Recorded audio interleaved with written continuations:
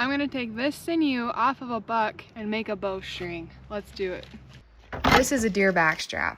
What we're after here is what's called the silver skin, or the sinew on top of the meat. First step is to fillet it off of the backstrap as closely as possible to the silver skin without cutting into it.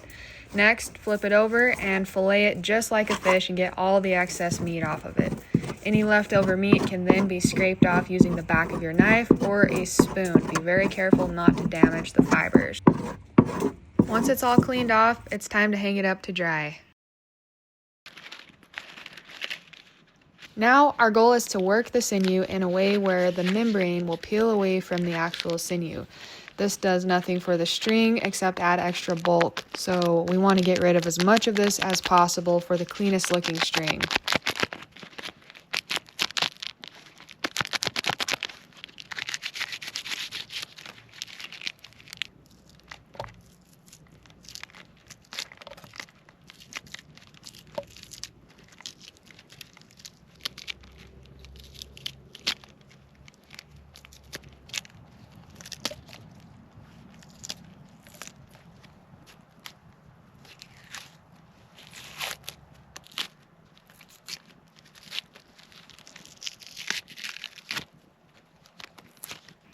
You can see here the sinew separates naturally into long, skinny fibers. We're after the very longest fibers on the entire sinew strip.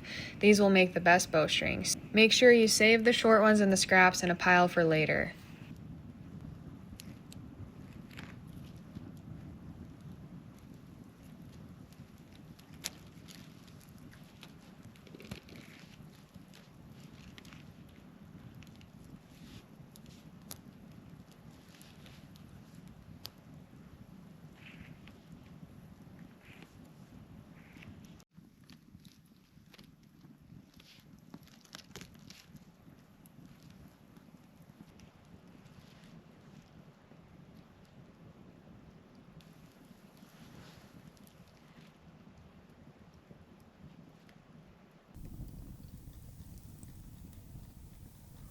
Now that we have it all processed down into a pile, this is where the magic happens. So we're going to do what's called a Flemish twist or a reverse twist.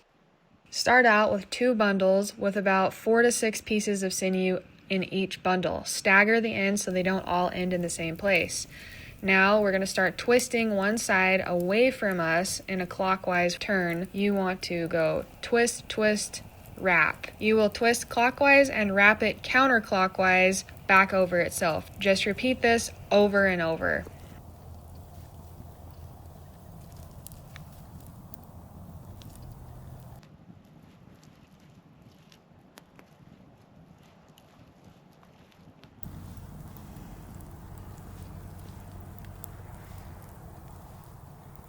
Our goal now is to make a seamless loop that will become the top of the bowstring. You want to make sure the loop is about the same size as your thumb. It's going to stretch out a little bit later and will fit the top of your bow perfectly. To do this, we need to split each bundle in half and then join the opposite sides together. Then we can start twisting them together and it will connect seamlessly.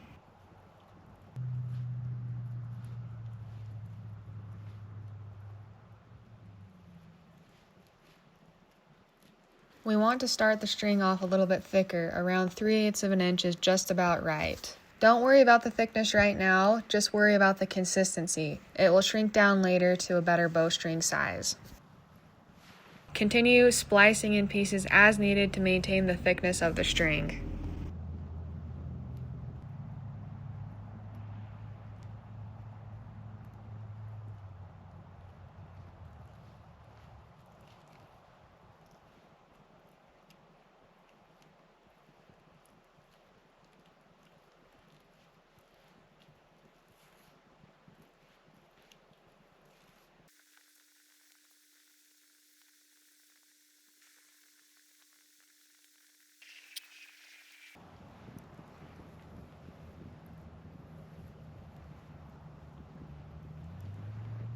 Make the length of the string about 8 to 12 inches longer than your bow and then tie the end off.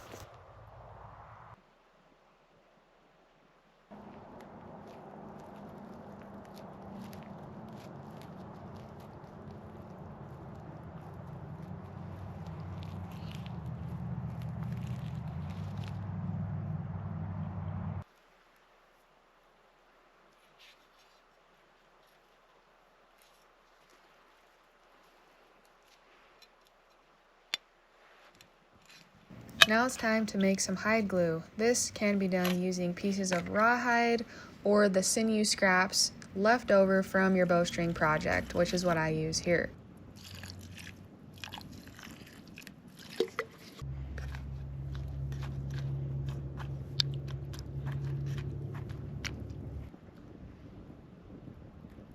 We want to simmer this on low for 2 to 3 hours, which will bring all of the collagen out of the fibers and make a glue-like substance.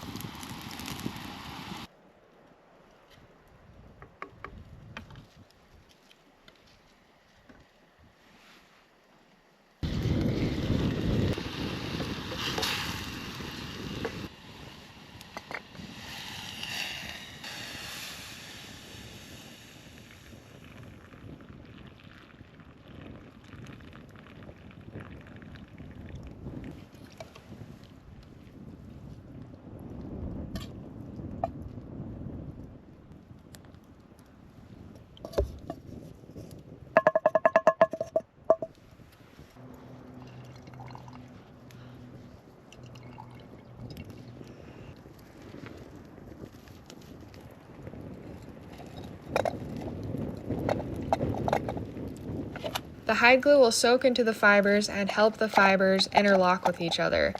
This will make the string much stronger and help remove all the stretch out of it a little bit later when we hang it up. Now, carefully tie on about 25 to 35 pounds of weight to the bottom of the string and hang it up overnight to dry.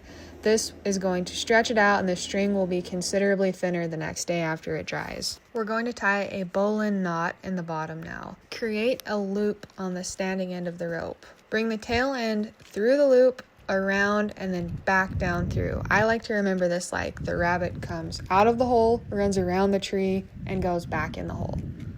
Now pull everything tight and check the length on your bow. You might have to do this a few times until you get the perfect length on the string.